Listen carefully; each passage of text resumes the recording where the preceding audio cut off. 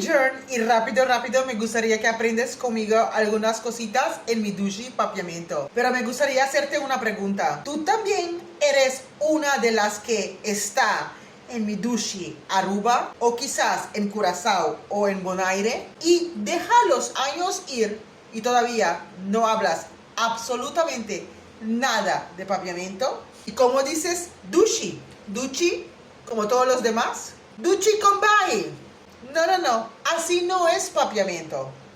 Te animo a que formas parte de mi escuela online, donde allí sí vas a aprender mucho más de mi dushi papiamento. Mándame un mensaje, escríbeme en una de mis redes y empezamos a estudiar. Hoy te voy a explicar cómo decir hay alguien, no hay nadie, con una persona, juntos, todos. Por ejemplo, somos un grupo de personas. Decimos un grupo de gente. No hay nadie, ni un gente. Hay alguien, un gente. Una persona, un gente. Todas, tur gente. ¿Te gustaría formar frases con esas palabras?